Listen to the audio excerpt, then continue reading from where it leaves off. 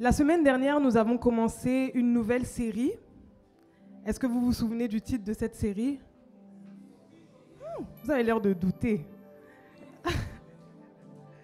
Alors, la nouvelle série que nous avons commencée s'appelle bien Focus. Et la semaine dernière, nous avons vu, entre autres, que quelquefois, il y a des choses qui viennent frapper nos yeux et qui viennent nous empêcher d'avancer dans ce que Dieu a prévu pour nous. On a vu aussi que la concentration est un élément important pour pouvoir recevoir les instructions qui viennent de Dieu. Amen. Et cette semaine, nous sommes toujours dans notre thème et le titre de mon message de ce matin, c'est « Suivre la feuille de route ». Dis à ton voisin « Suivre la feuille de route ».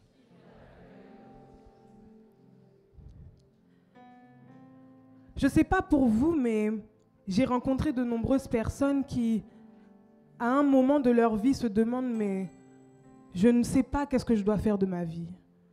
Je ne sais pas qu'est-ce que Dieu m'appelle à faire en fait sur terre. Je ne comprends pas quel est le but de ma vie. Je ne comprends pas pourquoi j'ai été créé. Je ne comprends pas qu'est-ce que Dieu attend de moi en fait. J'ai fait beaucoup de choses. Je suis arrivée à un certain niveau et je me rends compte qu'en fait, je n'arrive pas en fait à discerner qu'est-ce que Dieu attend réellement de moi. Si c'est déjà vu, si tu as déjà vu ou si tu t'es déjà posé ce genre de questions, dis déjà vu. La question de l'appel et de la volonté de Dieu est donc une question fondamentale. On mesure l'impact de la vie d'un homme par la trace qu'il laisse. Et la trace que l'on peut laisser peut être positive ou négative. La Bible dit, en Proverbe 13 au verset 22, « L'homme de bien laisse un héritage à ses enfants. » Chaque homme, chaque femme, lorsqu'elle partira, laissera une trace. Lors des obsèques, en général, ce qui ressort d'un homme ou d'une femme, c'est toujours des choses positives, parce que personne ne va parler en négatif de quelqu'un qui est mort. Mais les personnes qui sont proches de cette personne, les personnes qui ont eu la grâce de côtoyer cette personne, elles seules sont les mieux à même de pouvoir dire si cette personne a véritablement laissé quelque chose de positif ou de négatif. Regarde ton voisin, dis-lui, quelle est la trace que tu veux laisser?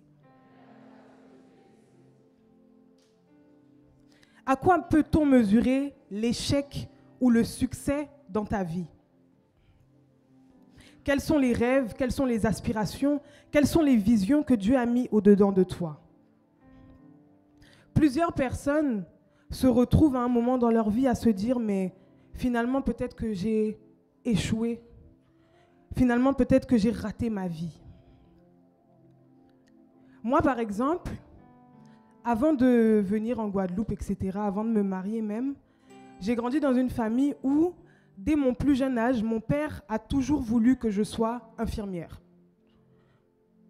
Pourquoi? Je ne sais pas. Il m'a toujours dit, tu seras infirmière, tu seras infirmière, tu vas faire l'école d'infirmière, tu iras à l'école d'infirmière. Toi, infirmière. Oh, Keren, infirmière. Il a toujours dit ça. Depuis très petite, j'ai même pas de souvenir en fait. J'ai grandi avec cette pensée que toi, tu seras infirmière. J'ai donc suivi la voie de mon père et j'ai commencé l'école d'infirmière. J'ai tenu la première année, j'ai survécu la deuxième et j'ai laissé parce que ça ne me correspondait pas en fait. Et quand j'ai abandonné l'école d'infirmière, ça a été comme si j'avais trahi ma famille. Mon père était très en colère contre moi. Il m'a dit des paroles très dures et j'ai eu longtemps l'impression que j'avais échoué en fait. Peu importe ce que j'accomplissais par la suite, parce que mon père m'avait dit que je l'avais trahi, ce sentiment d'échec m'a habité pendant de nombreuses années. Et certains d'entre vous, peut-être, vous vous retrouvez à avoir l'impression d'avoir raté votre vie, ou vous avez peut-être l'impression que vous êtes actuellement en train de rater votre vie parce que votre famille, votre entourage, qui vous avait donné un destin et que vous ne répondez pas en fait finalement aux attentes de votre famille, vous font des remarques et vous vous dites peut-être que j'ai échoué. Certains d'entre vous, vous êtes considérés comme un échec dans votre famille juste parce que vous avez accepté de suivre Jésus. Certains d'entre vous, vous êtes rejetés par vos proches parce qu'on vous dit, mais depuis que tu es avec ton Jésus, là, on ne te comprend pas. Tu nous parles de Jésus, mais c'est toujours toi qui parles mal. Tu nous parles de Jésus, mais tu n'as pas d'argent. Et vous vous avancez avec le Seigneur, hein, vous êtes content, vous êtes heureux parce que quand vous venez à l'église, c'est bien. Mais lorsque vous retournez dans votre quotidien, vous vous dites, ben non, peut-être que j'ai échoué, peut-être que je devrais laisser tomber, peut-être que Jésus, bon, peut-être que j'y vais trop à fond. Si c'est déjà vu, dis déjà vu. Et ce matin, je prie pour que tout sentiment d'échec, tout sentiment de honte, tout sentiment qui vous pousse à croire que vous avez raté votre vie parce que vous avez choisi de marcher avec Jésus, tombe ce matin dans le nom de Jésus. Marcher avec Jésus, c'est plus qu'un simple slogan. Lorsque l'on marche avec Jésus, l'on se rend compte rapidement qu'en fait, être chrétien, ça prend toutes les sphères de notre vie. On se rend compte quand on veut avancer avec Jésus qu'en fait, être chrétien, c'est pas juste dire je suis chrétien. On se rend compte que très rapidement, le Seigneur veut tout prendre dans notre vie. On dit Seigneur, bon, c'est bon, je te donne le dimanche. Et puis non, on te dit non, il faut venir le mercredi. Non, il faut venir le samedi. Il faut venir le vendredi. Mais samedi, on a réunion. Et vous vous rendez compte que, en fait, être chrétien, ça prend toute votre vie. Certains d'entre vous ici, vous avez été choqués de voir que le Saint-Esprit venait dévorer tout ce que vous êtes. Moi, j'ai été choquée, personnellement. Je disais à Dieu, mais c'est quoi ton problème? J'ai plus d'amis. Je ne suis proche de personne dans ma famille. Mon père me dit que je le déçois. En fait, tu me veux quoi? Je suis déjà consacrée, tu me veux quoi? Quand mon mari me parle en France et qu'il me dit, on va retourner en Guadeloupe, pour moi, c'est dans 5 ans. Bon, allez, 10. Quand il me dit, non, non, c'est là, en septembre, et on est en août, je suis choquée. Et j'en ai beaucoup voulu à Dieu, sincèrement. J'ai dit à Dieu, mais en fait, dans ce mariage, tu t'en fous de moi. Il n'y a que lui qui compte. Moi, je n'ai pas d'appel, je n'ai pas de destin, je n'ai pas de projet. Et j'ai dû apprendre à prendre sur moi pour me dire que si je dois servir Dieu et si je veux servir Dieu, je dois être capable d'accepter le chemin par lequel Dieu veut me faire passer. Peut-être que Dieu t'a donné une vision générale de là où tu dois partir. Peut-être que Dieu t'a parlé et Dieu t'a dit que quand tu vas entreprendre, tu seras au niveau de Google. Quand tu vas entreprendre, tu seras un entrepreneur au niveau d'Amazon. Et là, tu te rends compte que mince, j'ai des dettes, je n'avance pas, je n'ai pas de clients. Et vous vous dites, bah, peut-être que je me suis trompée, peut-être que je suis allée trop haut dans mes ambitions.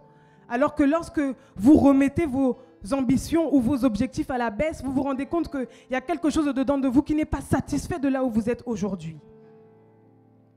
La Bible dit, en Philippiens 3 au verset 14, « Je cours vers le but pour remporter le prix de la vocation céleste de Dieu en Jésus-Christ. » La Bible dit encore, en 2 Timothée 4, à partir du verset 7, « J'ai combattu le bon combat, j'ai achevé la course, j'ai gardé la foi. » Dis à ton voisin, tu as un but à accomplir. Le premier point que nous allons voir ensemble, c'est que chaque personne a son propre rythme. Chacun d'entre nous ici, nous avons un appel et un destin qui nous est propre. Même lorsque vous êtes membre d'une église, même lorsque vous êtes membre d'une famille, Dieu vous appelle personnellement. Et Dieu attend à ce que vous puissiez répondre à l'appel qui est sur votre vie personnellement. L'exemple qu'on aime bien donner lorsque l'on dit d'avancer vers l'appel de Dieu, c'est l'exemple d'une course. Lorsque l'on voit les coureurs qui avancent vers leur objectif de franchir la ligne d'arrivée, on se rend compte que les coureurs ne regardent pas vers l'arrière. On se rend compte que les coureurs ne regardent pas sur les côtés. Pourquoi? Tu ne peux pas regarder en arrière et vouloir aller vers l'avant. Je dis ça dans quel sens? Tu ne peux pas être constamment focalisé sur ton passé pour avancer. Si tu veux avancer, tu dois être capable de te tourner vers l'avenir. Tu dois être capable de te tourner vers ce que Dieu a de meilleur pour toi. Si constamment tes pensées sont en train de méditer les erreurs que tu as faites dans ton passé, les erreurs que tu as faites dans ton passé, comment on dit ça? Les choses que tu as faites sans savoir même que c'était mal. Mais si tu es constamment en train de les méditer, tu ne pourras pas avancer. Si tu es constamment en train de regarder la progression de ton voisin, tu ne pourras pas également avancer. La mesure de ce que tu fais, la mesure de ta valeur, la mesure de ton échec ou de ta réussite ne dépend pas de ce que ton voisin fait. Parce que tu as ta propre course, tu as ton propre appel, Dieu a des propres attentes par rapport à toi-même. Et si tu gaspilles ton temps à regarder la course de ton voisin, tu vas te rendre compte que tu perds beaucoup d'énergie. Et finalement, cette énergie que tu pouvais mettre pour avancer, tu n'es pas capable de la mobiliser parce que tes pensées sont focalisées sur ce que ton voisin fait. Dis à ton voisin, occupe-toi de tes affaires.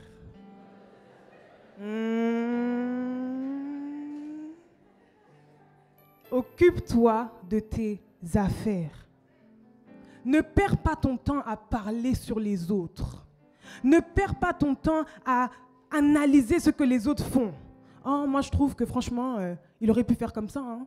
Tu n'es pas à la place de cette personne. Tu ne sais pas quelle a été l'énergie nécessaire qu'il lui a fallu pour se tenir devant toi aujourd'hui. Et tu critiques. Tu ne sais pas comment cette personne a lutté pour faire sortir son entreprise. Tu ne sais pas comment cette personne s'est battue pour rentrer dans le mariage, mais tu critiques. Vous savez, lorsque l'on parle mal, les paroles que l'on prononce retombent sur nous-mêmes. En fait, quand vous parlez mal des autres, vous attirez le mal que vous dites, vous l'attirez sur vous-même. On donne souvent cet exemple aux femmes qui n'ont pas d'enfants ou aux personnes qui ont des enfants mais qui ne se rendent pas compte. On dit toujours, ne parlez pas en mal des enfants d'autrui. Parce que vous ne savez pas, si vous n'avez pas d'enfants, vous ne savez pas comment vont être vos enfants. Et si vous avez des enfants, vous allez vous rendre compte qu'à un moment donné, vos enfants vont changer. On ne parle pas mal. Lorsque l'on se rend compte qu'il y a quelque chose qui ne va pas, peut-être que vous avez la solution. Peut-être que tu vois cette sœur qui galère ou cette sœur qui s'habille mal, mais peut-être que tu peux lui acheter des vêtements. Tu vois peut-être que tel enfant a un habit qui ne lui convient pas. Tu peux lui acheter un habit. Tu vois peut-être que telle personne est dans la galère, que telle personne fait quelque chose, mais que cette chose qu'elle fait n'est pas bien. Va la voir. Dis-lui, mais ma sœur, je vois que tu fais ça. Tiens, je te propose de faire comme ça. On ne peut pas répondre mal à l'amour.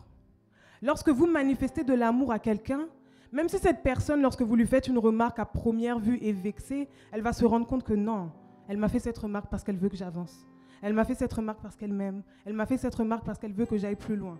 Mais si une personne que vous pouvez aider se rend compte que vous parlez en mal dans son dos, même si à la base c'était pas méchant, cette personne ne peut plus être disposée pour vous écouter parce que vous l'aurez blessé.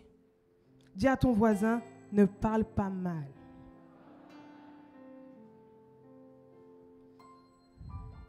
Accomplir plus tard ce que quelqu'un fait plus tôt ne veut pas dire que vous êtes en retard. Je vais répéter. Accomplir plus tard ce que quelqu'un a fait plus tôt ne fait pas de vous quelqu'un en retard. Ce n'est pas parce que sœur A est mariée et que toi tu ne l'es pas que cela veut dire que tu es en retard. Ce n'est pas parce que frère X a une voiture de collection et que toi tu marches encore dans les bus que cela veut dire que tu es en retard. Chaque chose en son temps. Alors arrête de regarder ton frère et ta sœur pour te minimiser. Lorsque tu regardes ton frère et que tu regardes ta sœur et que tu te rends compte que cette personne a du succès dans un domaine dans lequel toi tu n'as pas, pose des questions. Comment tu as fait ceci? Comment tu as fait cela? Ah, j'aimerais bien avoir ça aussi. Où est-ce que tu l'as acheté? Où est-ce que tu as fait ça? Pose des questions. Lorsque tu poses des questions, lorsque tu demandes à quelqu'un comment il a fait, en fait, en augmentant ta connaissance, tu augmentes aussi ta capacité à toi de réussir. Arrête de regarder ce que les autres ont et sois focus sur ce que tu as. On voit l'exemple de Moïse dans l'Ancien Testament. Dieu demande à Moïse, mais Moïse, qu'as-tu dans ta main?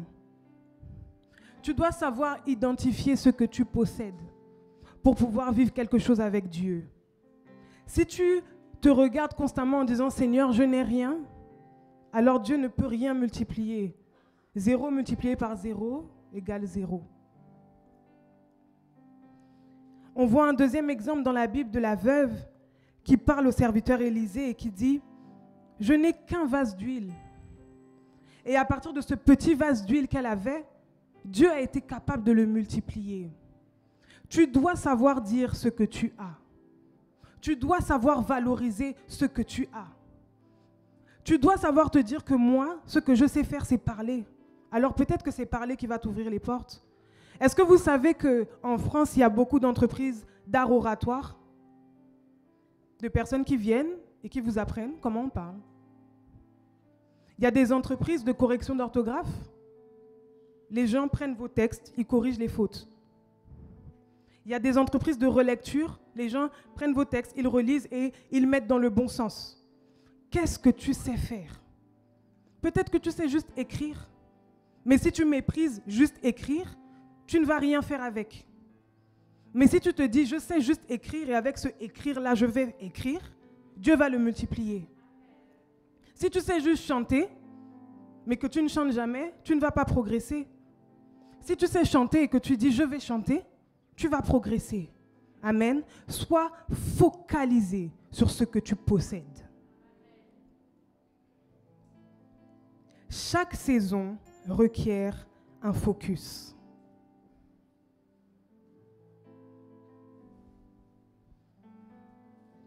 Chaque saison apporte son enseignement particulier et nécessite une attention spéciale. Ecclésiaste 3, à partir du verset 1 jusqu'au verset 8. Il y a un temps pour tout, un temps pour toutes choses sous les cieux, un temps pour naître et un temps pour mourir, un temps pour planter et un temps pour arracher ce qui a été planté, un temps pour tuer et un temps pour guérir, un temps pour abattre et un temps pour bâtir, un temps pour pleurer et un temps pour rire, un temps pour se lamenter et un temps pour danser, un temps pour lancer des pierres et un temps pour ramasser des pierres, un temps pour embrasser et un temps pour s'éloigner des embrassements, un temps pour chercher et un temps pour perdre, un temps pour garder et un temps pour jeter, un temps pour déchirer et un temps pour coudre, un temps pour se taire et un temps pour parler, un temps pour aimer et un temps pour haïr, un temps pour la guerre et un temps pour la paix.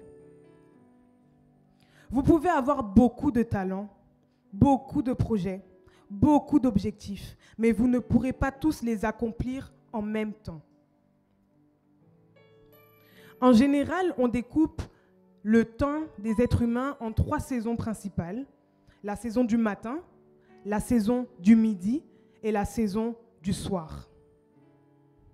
La saison du matin, on la prend de 0 à 30 ans et on dit que cette saison, c'est une saison durant laquelle on est en période d'apprentissage. C'est une saison qui nous permet d'emmagasiner des informations. La saison du midi, de 30 à 60 ans, c'est la période durant laquelle on applique ce que l'on a appris. C'est la saison durant laquelle on travaille en fonction de ce que l'on a appris durant la saison du matin. Et la saison du soir, de 60 ans et plus, c'est la saison durant laquelle on récolte les fruits de notre travail. C'est juste à titre indicatif, pour expliquer qu'en fait, nous avons un temps qui est défini pour chaque chose. Je donne l'exemple de l'école primaire. À l'école primaire, il y avait un exercice que je détestais. C'était l'exercice de la dictée. Je détestais la dictée. Et à l'époque, je trouvais que c'était vraiment inutile.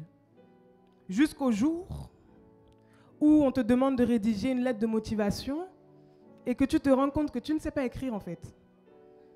Te voilà maintenant à rechercher les règles que tu devais normalement maîtriser depuis l'école primaire. Et c'est la même chose dans la vie. Certaines fois, les leçons que nous n'avons pas apprises de 0 à 20 ans, nous devrons forcément les apprendre à un moment donné. Ce qui fait qu'en fait, c'est ce qui donne l'impression en fait de perte de temps. C'est ce qui donne l'impression en fait de ne pas avancer. Parce qu'en fait, les leçons que vous auriez normalement dû déjà acquérir depuis longtemps, vous vous mettez à devoir les acquérir rapidement, à une saison où d'autres personnes ont déjà travaillé ce que vous êtes en train de travailler actuellement. Si tu ne décides pas de travailler ton caractère aujourd'hui et que tu prends ton temps pour le travailler demain, ça va être de plus en plus difficile. Si tu ne prends pas le temps de travailler les lacunes que tu as maintenant et que tu traînes avec, ça va être de plus en plus difficile de pouvoir les corriger. Amen. Et je vais prendre l'exemple de David pour illustrer mon propos. David habitait dans la maison de son père et il était berger. Il s'occupait des animaux, il s'occupait de leur santé, de leur nourriture, etc. Et un jour, le serviteur de Dieu, le prophète Samuel, est venu dans cette maison pour l'oindre. Et lorsqu'il a reçu l'onction qu'il a reçue, c'était une onction pour être roi, une onction pour diriger le peuple. Mais entre le moment où il a reçu l'onction et le moment où il a manifesté véritablement la prophétie qu'on lui a adressée, il s'est passé plusieurs étapes. David a dû servir le roi Saül. Et lorsqu'il a servi le roi Saül, ce qui lui a permis finalement de réussir l'épreuve de ce service, c'est le fait que David avait appris, en étant berger, à garder son cœur. Le fait que David, lorsqu'il était berger, avait appris que lorsque l'on sert, on sert en mettant tout son cœur. Lorsque l'on sert, on sert en apprenant à mettre Dieu dans tout ce que l'on fait. Et c'est pour ça que lorsque David est devenu roi, il n'a pas échoué dans ce rôle-là parce qu'il avait reçu les bons enseignements des saisons précédentes. Amen. David, appelé à être roi, est passé par le fait d'être berger et par le fait de servir un roi méchant. On peut prendre aussi l'exemple de Joseph, qui avait un rêve. Et ce rêve-là lui montrait en fait que tout au long de sa vie, il était appelé à la grandeur. Joseph savait que lui, l'appel qu'il avait sur sa vie, c'était un rêve de grandeur. Il savait qu'il était appelé à de grandes choses. Il savait qu'il était appelé à être supérieur à ses frères. Il le savait. Joseph est passé par la citerne, par le fait d'être vendu, par le fait d'habiter chez Potiphar, par le fait d'être accusé d'adultère, par le fait d'aller en prison et ensuite, il a accédé à la grandeur. Qu'est-ce qui lui a permis finalement de réussir même chez Potiphar, de réussir même dans la prison? Il avait la faculté de traduire les rêves. Il avait la faculté de traduire les rêves. 1. 2. Chez Potiphar, il était responsable de la gestion de tous les biens de Potiphar. Il avait appris la gestion. Lorsqu'il se retrouve maintenant à la porte de la gouvernance devant Pharaon, il sait gérer et il sait traduire les rêves. Si Joseph avait méprisé la maison de Potiphar, il n'aurait pas été capable d'être un bon gestionnaire. Il n'aurait pas été capable de donner la solution à Pharaon pour empêcher à l'Égypte d'avoir la famine et donc de sauver sa famille. Amen. Joseph a investi toutes les saisons de sa vie. Et lorsqu'il a été gouverneur d'Égypte, il n'a pas échoué. Dis à ton voisin, ne rate pas ta saison.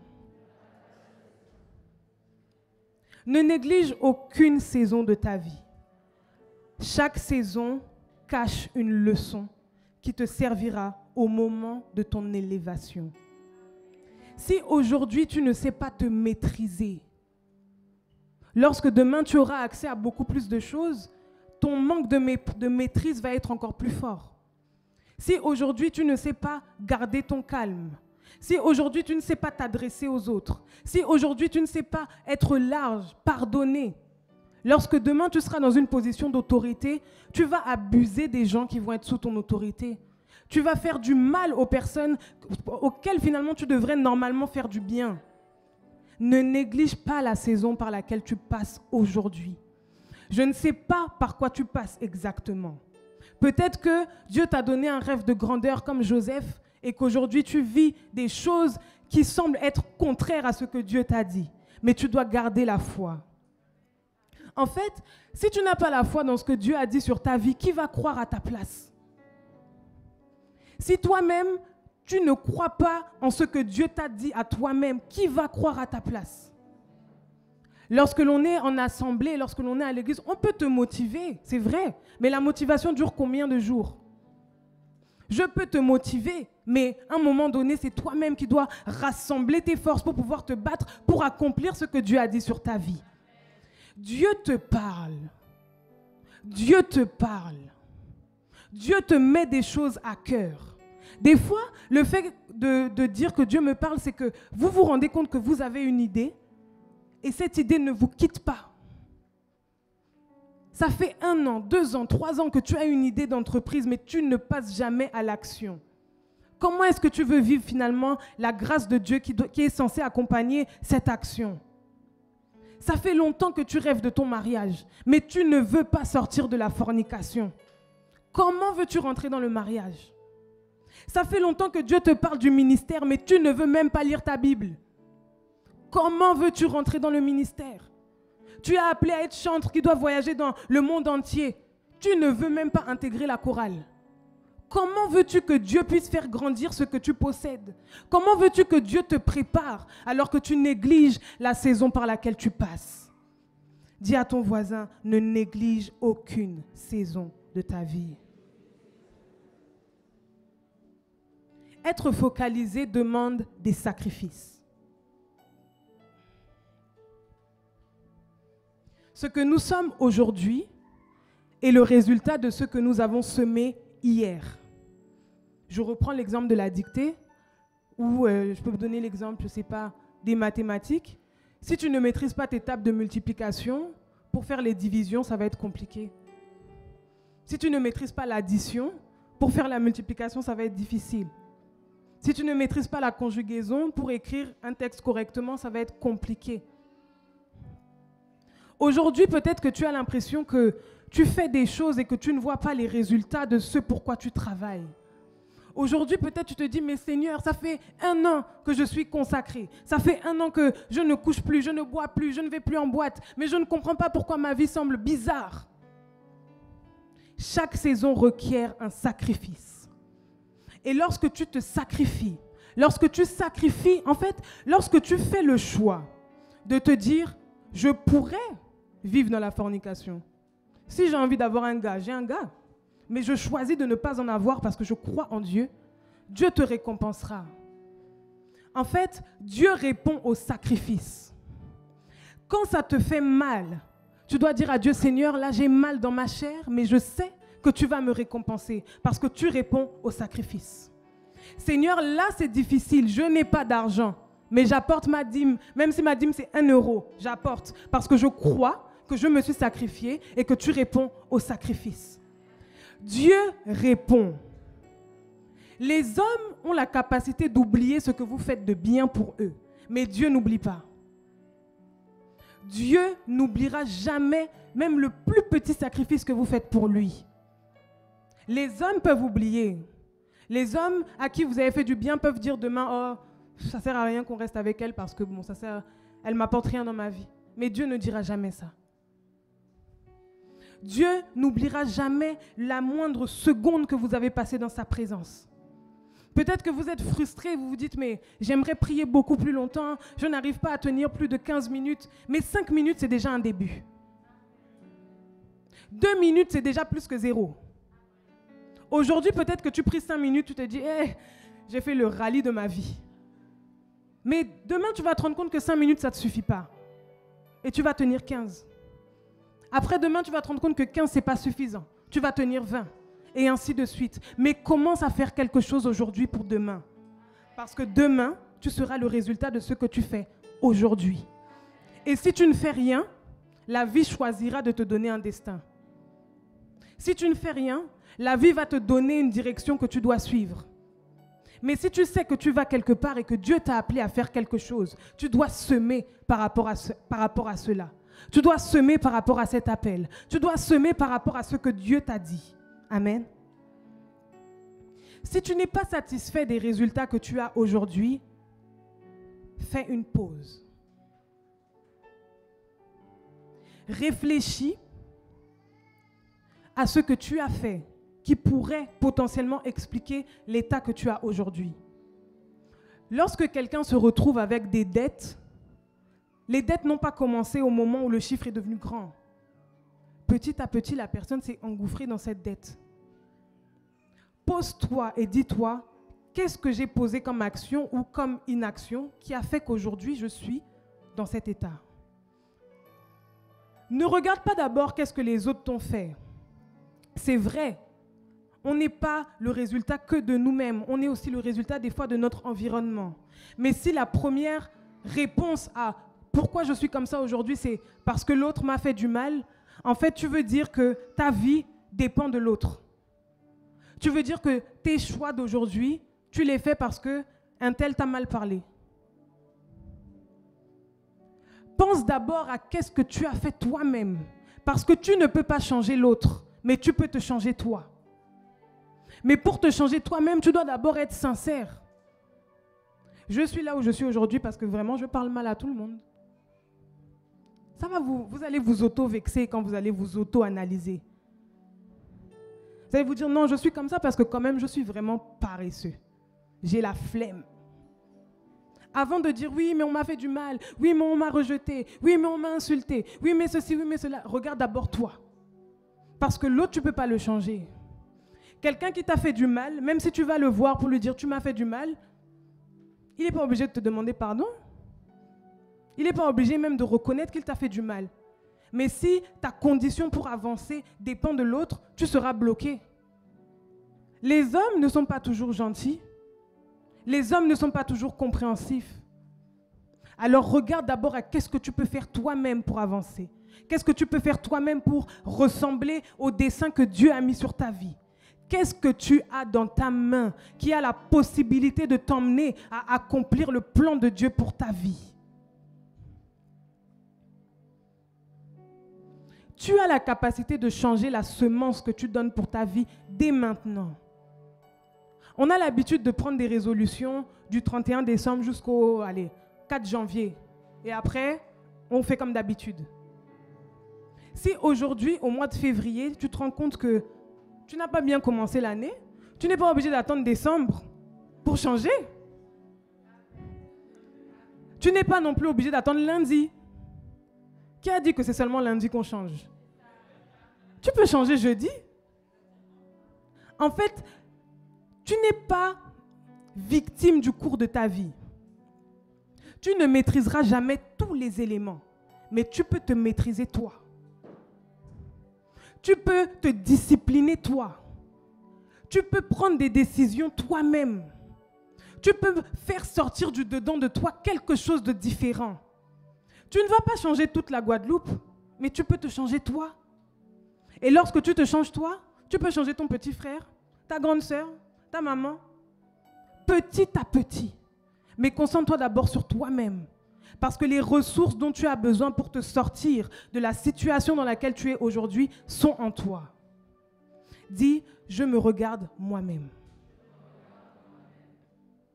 La vision demande d'abandonner des choses pour pouvoir y entrer. La vision, c'est comme la serrure d'une porte. Toutes les clés ne peuvent pas ouvrir toutes les serrures. L'on ne peut pas vouloir être un sportif de haut niveau et ne jamais aller à l'entraînement.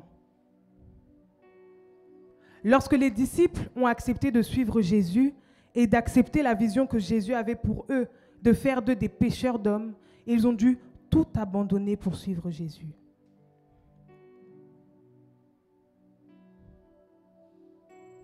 Tu dois accepter d'obéir à la première instruction que Dieu te donne d'abord, avant que Dieu te dise qu'est-ce que tu dois faire ensuite. En général, lorsque Dieu va te parler sur ta vie, il va te dire le point d'arrivée. Mais les virages ou bien les temps d'arrêt que tu auras, tu vas les découvrir que lorsque tu seras dedans. Qu'est-ce que tu vas faire lorsque tu traverseras le désert? Qu'est-ce que tu vas faire quand tu vas traverser la disette? Qu'est-ce que tu vas faire quand tu vas devoir supporter qu'on te critique? Qu'est-ce que tu vas faire quand tu vas devoir accepter que ta famille ne veut plus t'adresser la parole? Qu'est-ce que tu vas faire? Normalement, si tu as une vision, cette vision doit te porter. Normalement, si tu as une vision, tu dois être focalisé sur celle-ci. Parce que si tu ne regardes pas le point d'arrivée, tu ne peux pas y accéder. Être focalisé demande d'établir un plan. La Bible dit en Proverbe 29 au verset 18, en version parole de vie,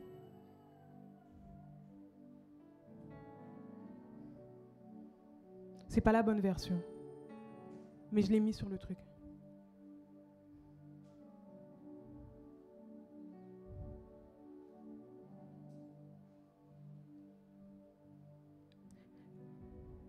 Quand personne ne prévoit l'avenir, le peuple vit dans le désordre. Mais celui qui obéit à la loi est heureux. Pour être focalisé, tu dois savoir où tu vas. Et en fonction de là où tu vas t'arranger pour correspondre à cette destination. Imaginons que tu doives partir par exemple à Paris. Tu sais que dans tes valises, tu vas devoir mettre un manteau. Si tu pars à Kinshasa, ça ne sert à rien de te charger d'un manteau. Tu as besoin de savoir où tu vas afin de prendre les bonnes décisions aujourd'hui.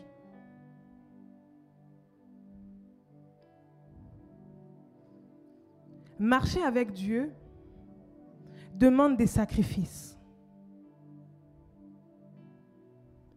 Et la vie chrétienne, en réalité, ce n'est pas être sur un long fleuve tranquille. La vie chrétienne, c'est lorsque tu traverses des moments difficiles, avoir le moyen de répondre à cette situation. La vie chrétienne, c'est lorsque tu vis des moments compliqués, avoir la réponse à cette situation. Ton travail à toi en tant que chrétien, c'est d'être ferme sur ce que Dieu t'a dit. C'est d'être têtu sur la parole. Même pour marcher avec le Saint-Esprit, de bonnes intentions ne suffisent pas. Si tu as de bonnes intentions, si tu as une bonne disposition de cœur, mais que tu ne prends pas de décision pour marcher avec le Saint-Esprit, tu n'y arriveras pas.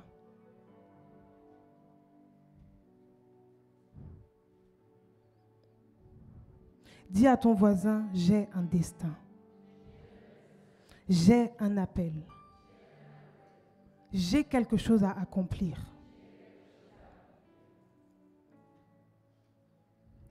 Comment avoir une vision? Comment connaître son appel? La première chose que j'aimerais dire, c'est que l'appel est déjà en toi. L'appel, ce n'est pas quelque chose qui tombe sur toi par accident. L'appel, c'est déjà en toi. Les coachs aiment bien dire que pour connaître là où tu es appelé, tu dois faire le listing des choses que tu fais facilement. Tu dois faire le listing des choses que tu fais avec aisance. Et moi, j'aime bien dire que l'appel, finalement, l'appel parle à ton cœur à chaque fois que tu t'approches de Dieu. Beaucoup d'entre vous ici, vous savez à quoi vous êtes appelés. Vous manquez juste d'assurance. Vous avez juste besoin qu'on confirme effectivement que c'est ça que Dieu veut que je fasse. Mais l'appel, c'est quelque chose que tu as sur ton cœur. L'appel, c'est une idée que tu as en toi que tu n'arrives pas à abandonner. L'appel, c'est quelque chose sur lequel tu peux travailler et réussir en fait à te priver pour accomplir cette mission. L'appel, c'est quelque chose qui est au-dedans de toi, pour laquelle tu es acharné, pour laquelle tu veux que Dieu vienne faire quelque chose. Ce qui te manque aujourd'hui, ce n'est pas l'appel. Tu n'es pas en manque d'appel. Ce qui te manque aujourd'hui, c'est la révélation de cet appel. Et tu as besoin de t'approcher de Dieu pour avoir la révélation de ce que tu as. Peut-être qu'aujourd'hui, à cause des situations de la vie, tu as un petit problème au niveau de ton identité. Tu ne sais pas où tu dois aller. Tu ne sais pas pourquoi Dieu t'a créé. Mais Dieu, lorsqu'il t'a envoyé sur la terre, et peu importe, même si ta famille ne voulait pas de toi, peu importe, même si le début de ta vie ressemble à un accident, Lorsque Dieu t'a envoyé sur la terre, il te connaissait avant même que tu sois dans le ventre de ta mère. Et avant même que tu sois dans le ventre de ta mère, Dieu t'avait déjà attribué quelque chose à faire. Alors si aujourd'hui tu te retrouves à te dire, mais je ne sais pas ce que je dois faire, je ne sais pas ce que je veux, je ne sais pas où je dois aller, alors nous allons invoquer ton Créateur ce matin afin que Dieu vienne te parler.